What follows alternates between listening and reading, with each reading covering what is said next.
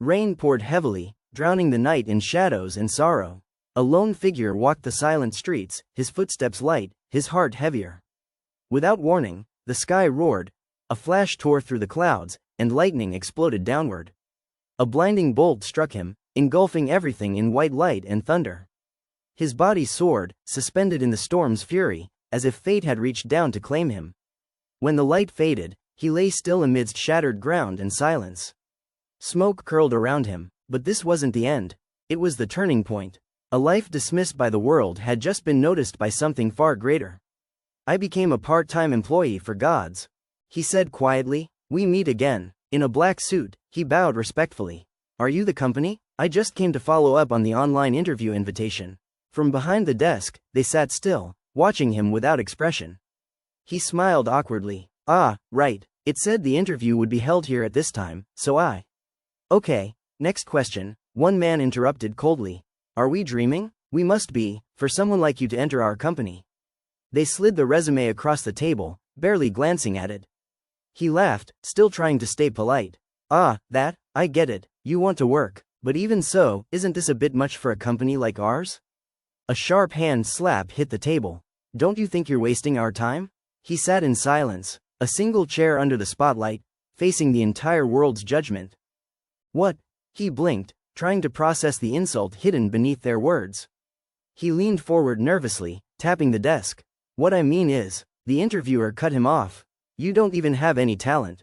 How could someone like you think you belong in a company like this?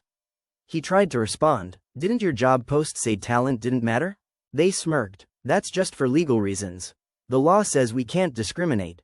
But in reality, we all do. His fist clenched under the desk. It's that damn talent thing again. Ever since Dungeons appeared, the world had changed forever.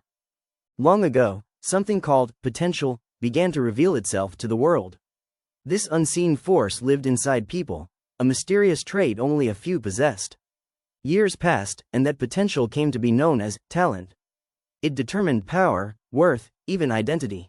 With it, people rose to greatness.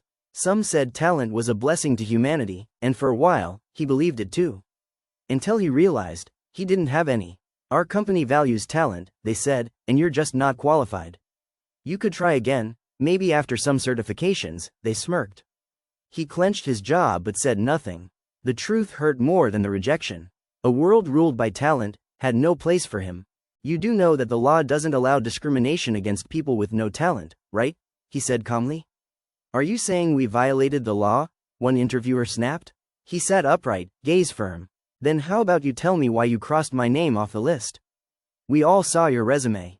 You don't have talent, that's it. Do you think I want to take this route? He continued. Do you think I enjoy this? Do you think when I wake up, I want to live like this? The room grew tense. Apologize, someone said, trying to shift the power back. He stared directly at them. Apologize? For trying? For being born talentless? The air fell silent. No, he's right, one man finally muttered. Across the room, someone lowered their head. In that moment, even if just briefly, the weight of truth cracked through their pride. The recruitment ad clearly said no discrimination based on talent, he stated, raising his phone. The interviewers froze, stunned. He continued, voice firm, I recorded this whole interview. And not just here. I've done the same at every single company that rejected me unfairly. You're threatening us with that? One man muttered, clearly shaken. Not a threat, he said, standing up. It's not illegal to record my own interview. Hey, wait, they shouted, scrambling to stop him. He calmly turned away. I will upload it if I have to. The door slid open as he exited the building, leaving the panel speechless. He thought to himself, this doesn't mean I've won. I didn't get a job. I didn't earn anything. He looked up at the towering skyscraper behind him. A sigh escaped his lips. Is this really what the world wants me to be? He whispered, walking alone down the empty street. Ding, a notification lights up his phone. Your application has been rejected.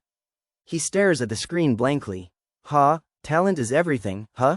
No matter how hard I work, no one cares. He clenches his teeth, anger bubbling inside. Damn it. He kicks a nearby cone in frustration, sending it flying.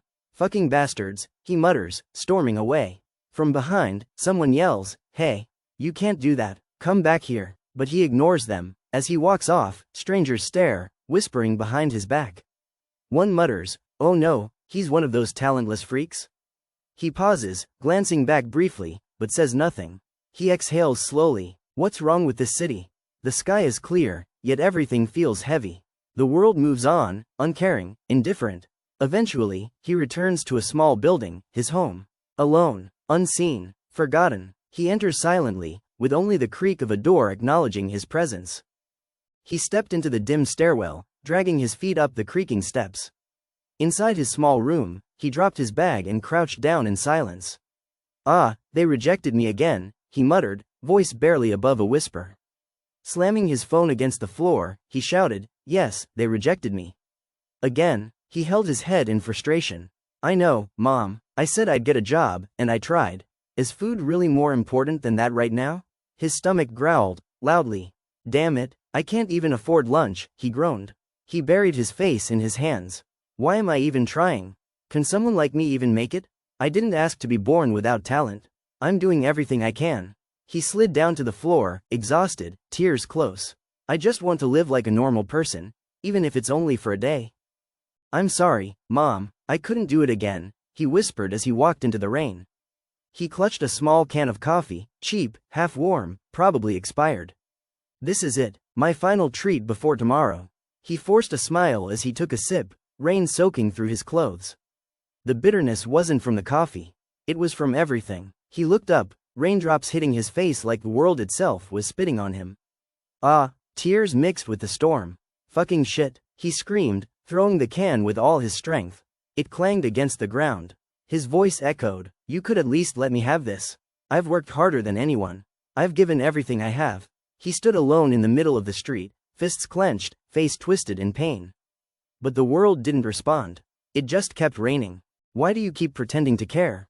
What the hell did you want from me?" He screamed into the sky, rain masking his tears. To be honest, he didn't know if he was shouting at the world, fate, or some higher power. "I don't want excuses anymore. I know it's my fault," he whispered, his grip trembling.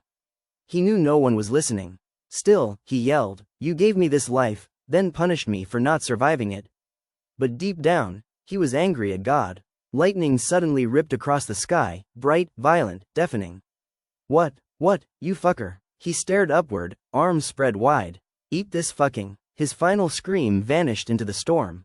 A blinding bolt of lightning struck the ground, shaking everything with its roar. As he collapsed, body limp and broken, he thought, "Am I finally done now?" He hadn't planned to die that night, but it felt like the world made the choice for him. Then a quiet thought surfaced. What would Mom do without me? That question echoed louder than the thunder. Through the white noise, something stirred. A flash, a pulse, then light, warm, soft, comforting. His eyes fluttered open. He blinked, confused, barely breathing. What? It wasn't the cold street. It wasn't the world he'd collapsed in. Wherever he was now, it felt different. "Am I alive?" He gasped, floating in a glowing void, no pain, no rain, just silence. He looked down at his body, stunned. What is this place? A glowing blue light flickered above him, filled with strange energy. "What is this thing?" he shouted as digital lines began to form. The glowing screen shimmered, locking into focus. Hiring notice. His eyes widened as words burned themselves into reality. "The gods are awaiting you." The message pulsed, static humming in the air, like the voice of something far greater. This wasn't Earth. This wasn't a dream. It was an invitation. A new beginning, whether he was ready or not. The screen faded into darkness. But something had already awakened. Something divine.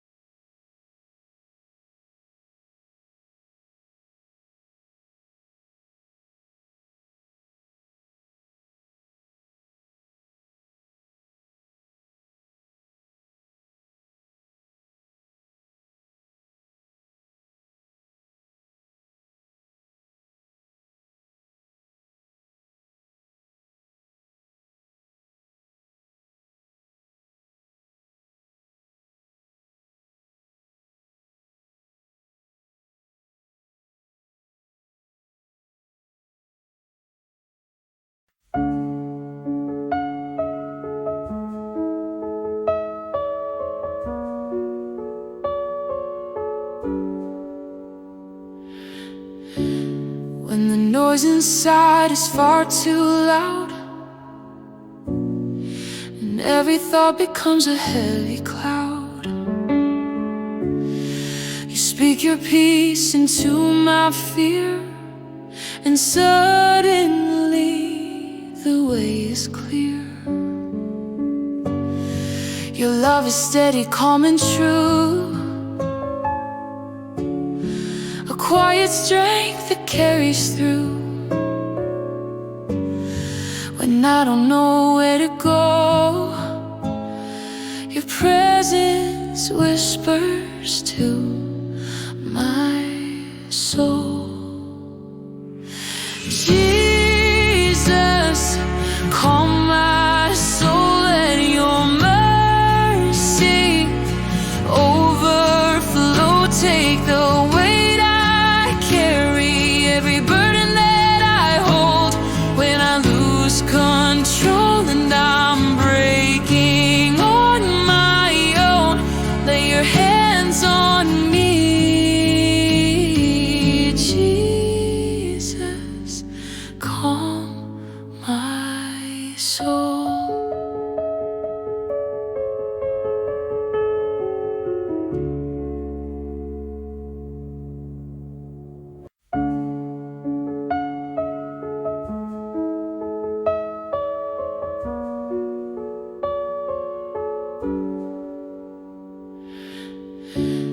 When the noise inside is far too loud, and every thought becomes a heavy cloud, you speak your peace into my fear, and suddenly the way is clear.